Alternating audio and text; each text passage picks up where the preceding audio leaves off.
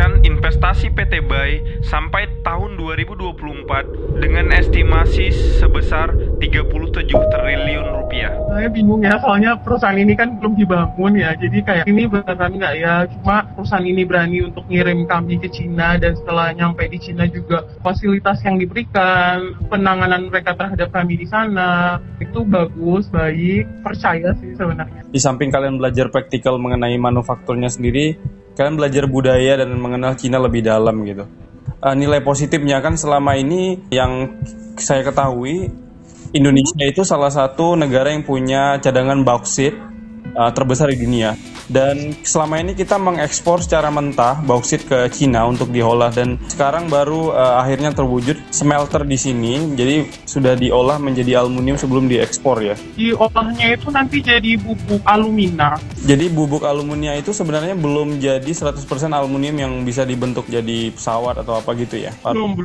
Isu yang beredar di masyarakat sekarang adalah banyaknya tenaga kerja asing yang diimport dari China ke PT Bai Bintan. Masyarakat cukup reaktif menanggapi isu ini karena dianggap sekarang Indonesia, Bintan, banyak karyawan yang di-cut atau di-PHK dari perusahaan, sehingga banyak masyarakat yang butuh pekerjaan. Tapi pertanyaannya kenapa pemerintah dan perusahaan melakukan import tenaga kerja dari Cina?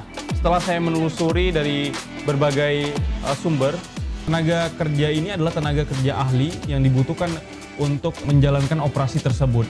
Ketika tenaga ahli ini tidak ada, maka akan sulit untuk perusahaan menjalankan operasinya. Sehingga proses operasional dan perekrutan tenaga kerja Indonesia yang lain akan terhambat. Pertanyaannya, apakah orang Indonesia belum bisa menjadi tenaga ahli dan menjadi orang-orang yang menduduki posisi-posisi penting tertentu dalam menjalankan operasi di PT Bai Bintan? Untuk menjawab pertanyaan tersebut, berikut adalah hasil penelusuran saya melalui interview eksklusif salah satu anak bangsa yang dikirim oleh PT Bai untuk belajar di negeri tirai bambu Cina. Kalau menurut kalian ada nggak sih perbedaan kayak di Cina untuk industri smelter ya, aluminiumnya itu mereka menggunakan teknologi yang sudah lebih baik dari Indonesia dan juga kurikulum pendidikan?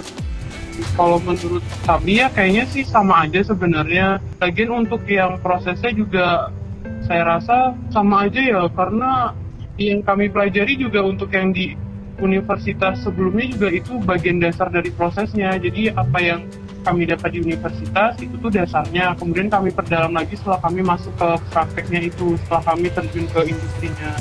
Kalau menurut kalian universitas lain lah di Indonesia yang kalian tahu yang punya jurusan yang sama, mereka siap nggak untuk terjun langsung ke industri smelter tanpa mereka disekolahin ke negeri tirai bambu ini?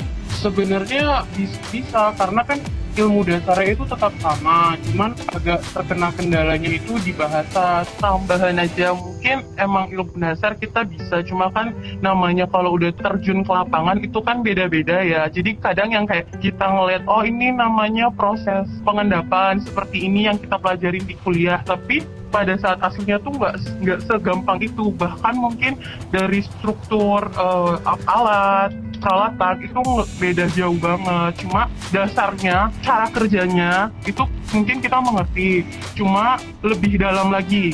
Nilai yang cukup fantastis untuk investasi di Kabupaten Bintan. Galang Batang adalah salah satu proyek pilot di Indonesia yang dikenal dengan kawasan ekonomi khusus. Kawasan ini dibentuk dengan tujuan untuk mempercepat perkembangan ekonomi dengan regulasi yang berbeda dan berbagai insentif ekonomi yang memudahkan para investor untuk berinvestasi di Indonesia, khususnya di Kabupaten Bintan. Diharapkannya dengan adanya kawasan ini dapat memicu percepatan perkembangan perekonomian Kabupaten Bintan. Nanshan adalah induk company dari PT Bai. Perusahaan ini berasal dari Cina. Perusahaan ini mendominasi produksi aluminium. Perusahaan besar ini juga terdapat banyak cabang perusahaan lainnya bergerak di bidang pariwisata, perhotelan, pendidikan, dan kesehatan. Cerita dikit dong tentang proses pemulangan kalian di tengah pandemik ini. Perasaannya pertama senang sih, excited banget bisa balik ke negara sendiri, negara Indonesia. Bisa makan makanan Indonesia, soalnya karena udah kangen banget sama makanan Indonesia. Senang, terus agak ini juga sih khawatir, soalnya waktu di Cina kan sekarang tuh pandeminya udah agak turun ya, jadi agak-agak merasa aman sih sebenarnya. Kalau di waktu awal di Cina tuh penanganan mereka terhadap pandemi agak cepet.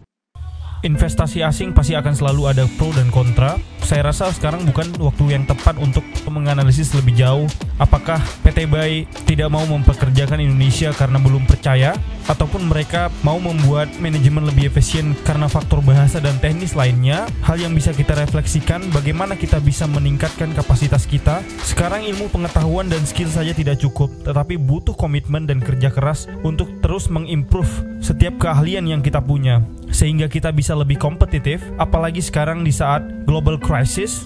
Untuk kita semua jangan mudah terprovokasi oleh media, selalu membandingkan diri kita dengan diri kita yang semalam, sehingga kita bisa menjadi versi terbaik dari diri kita sendiri. Kita menjadi negara yang open akan investasi, tapi tetap memantau pelaksanaannya sehingga investasi ini tidak hanya berdampak pada makroekonomi, tetapi juga membantu ekonomi masyarakat lokal, dan keseimbangan alam tetap terjaga, sehingga kita bisa tetap menjaga alam kita dan ekonomi kita untuk masa depan. Act locally, think globally. Hey guys, thank you so much for watching. Don't forget to subscribe, and thank you so much for your all kind support. Without being said, see you again.